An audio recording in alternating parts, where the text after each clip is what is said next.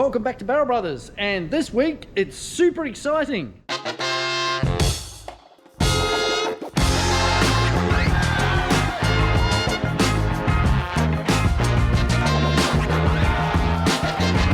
Okay, this week it's not super exciting. I'll try and make it as exciting as possible, but it's on a scale of watching paint dry and watching grass grow, watching your children grow into adulthood. Alright, so that's not so boring. Can be. Depends on the child. Here we go. Yay. Woo. Dancing girls. Today is going to be all about getting the colour, or getting him prepped for colour. It's a pretty tedious sort of a thing to go through anyway, it doesn't matter.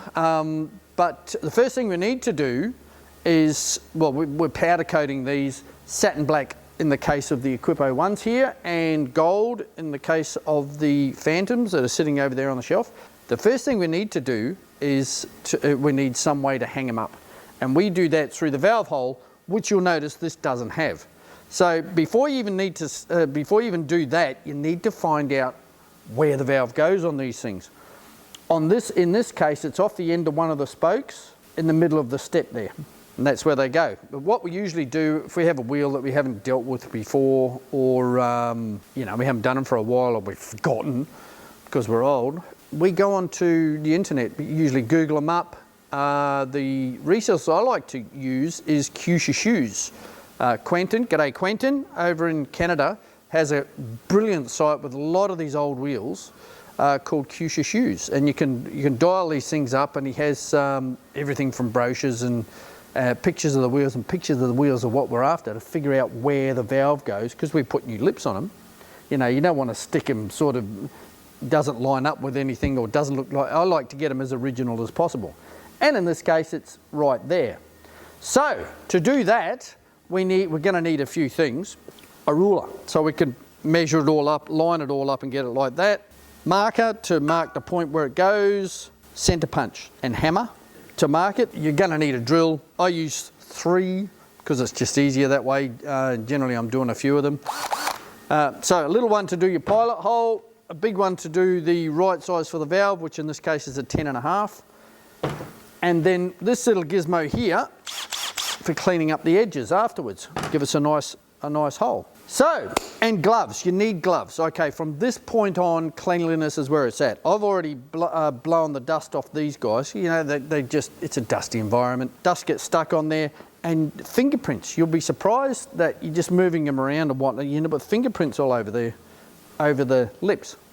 If you chuck them in the oven like that, guess what it does? It bakes those fingerprints in. Also, if you're going to powder coat over the top of them, the oils in your fingers can like scare the powder away, if you like. You end up with a powder coated thumbprint in the bloody thing. Anyway, so nice rag to clean it up with.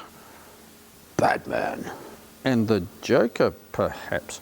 Anyway, that's what we're up to now. We'll get this sort of sorted out. Then we've got to tape them up, which is, there's no good way of doing that. And away we go. Okay, so we know that our valve has got to be in there somewhere. So we need to line it up. You know, it's tricky when you've got angles here to get it exactly right. We found what works off that bottom edge is about 12 millimeters from that corner. Gets you about halfway across the step. And most of these wheels, like an XR4 sized lip, the centers are all pretty much the same size, so the steps are all pretty much the same size. So what we want to do is get everything, metal rulers, say again, you've got to be careful with your surface. You're really trying to look after the surface now. So you line that up so it goes right through everything. And remember, when you put your dot on, it's going to be off to the side, so you need to move it across a little bit. It's about there. 12 millimeters, and we're a little bit off to the left in this case, so I can see by just lining it up. The other way you can do it is sight it across the, yeah, it's definitely off. Across the spokes, no good. If you've got like dish like this, you're just not going to be able to do that because you're looking down at that angle. What you do is correct it with your centre punch. There we go. First drill hole. Get rid of all of that sweat. That first one through there, so it gives you a little bit of leeway I like to do the next one, there goes the compressor, from the other side. I don't have to worry about it that much.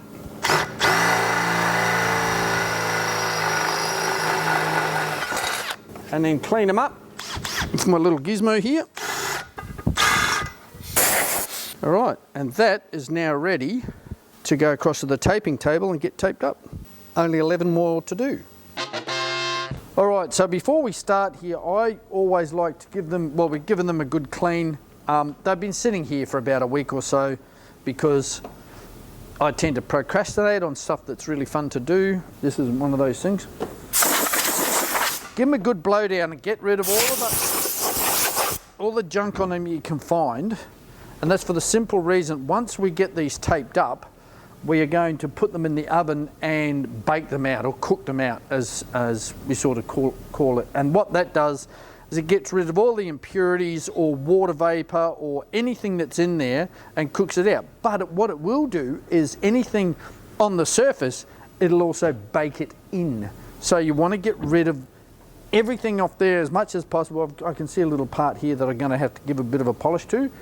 And then when we've done that, we get out the U-Butte expensive tape and start taping them up. There's parts that we can just tape up easy, and I'll go through that as we do it, but yeah, woo, fun, yay. I think I might just go and grab the IPA to give it a bit of a clean up. Good thing about IPA is it just flashes off very quickly, so good stuff. I can recommend these things. They really are very, very handy. To have around the place. There's 1,001 uses for them, so go and get some. It's quite important that you get the edges down because the powder, because it's electrostatically being put onto the surface, it will cling to any metal. So if you've got a bubble on the edge, that powder coat will get underneath it, and you don't want any on this surface here because that's bolting up to the car. Powder coat and paint, when you paint stuff, don't put, we've said this a lot of the times in the videos, but don't put any on this surface. You don't want any on any metal to metal surfaces. You don't want any paint or powder coat. Right, so once you got it like that, all you got to do is get your nice razor sharp knife and trace around the edges. With this stuff, it's not that easy. It doesn't like to cut. So you have to be reasonably careful. Okay, so the next bit we want to do is around the outside here, which we do with this. Now this stuff, it doesn't stretch, so you're going to have to put it on in 500 pieces, going around the outside, and then cut the inner edge off, which is a bit of a pain. So what I tend to do, cut a few chunks off, blah, blah, blah, which I'll do in a minute, and then start like this. And then our little gizmo comes in handy again to push it into that corner. Now we're going to run a knife around. See that? See how that's bubbled there? You want to get that flat because powder will go in underneath that bubble. Next, and what you do is, if you go around, if you do it right, you go around one way and layer it on top. So when all the powder's done and finished, you pick up one edge and you go all the way around in one go. You don't have to pick off each individual bit, which is a pain in the nether regions, shall we say. Okay, make sure that your tape's all the way down. When you put the powder on, it will go under the edges there. How we get that off, or the powder off that's oversprayed on here, is with a vacuum cleaner, but it won't vacuum underneath those little bubbles. So make sure everything's dead flat. All right, so now we go back to the boring stuff. Now I've told you everything that you need to do. Now I just have to frickin' do it. Okay, so now we've gone all the way around.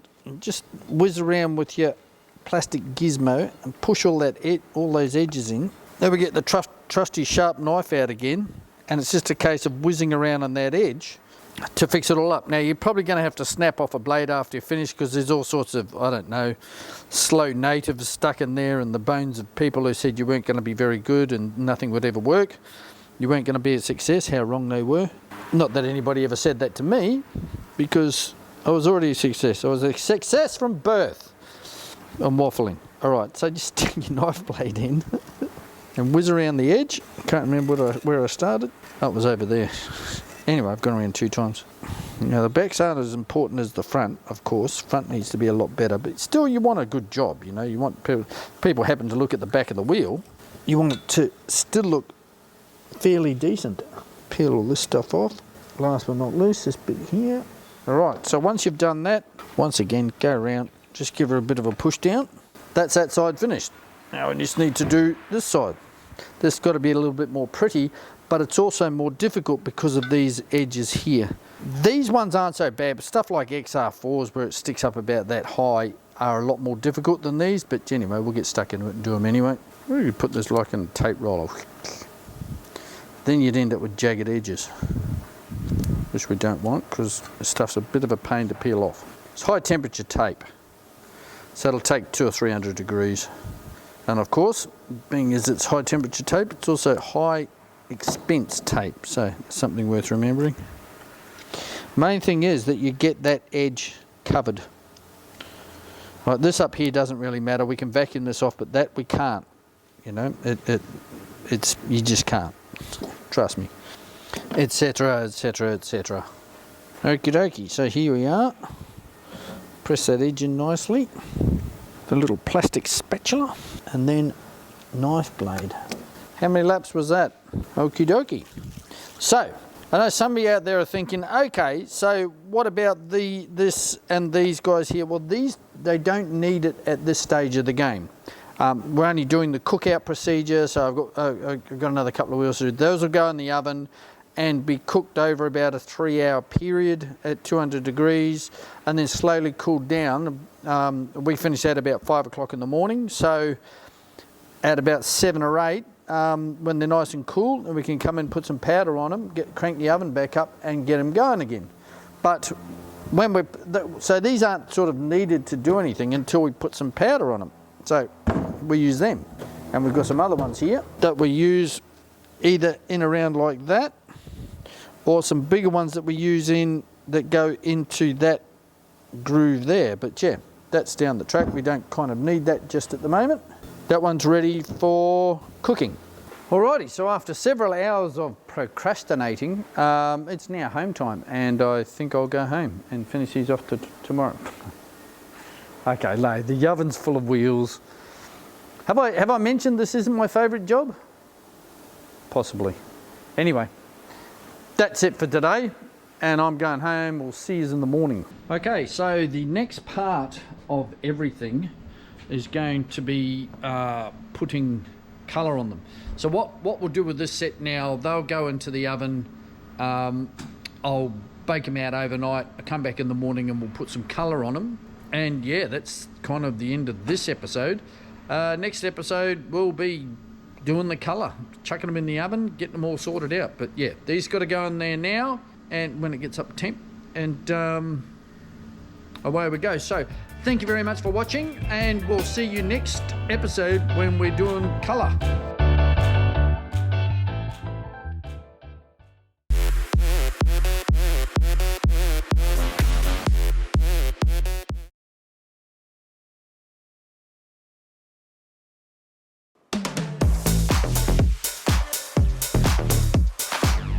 Baby. There's no way to make this exciting.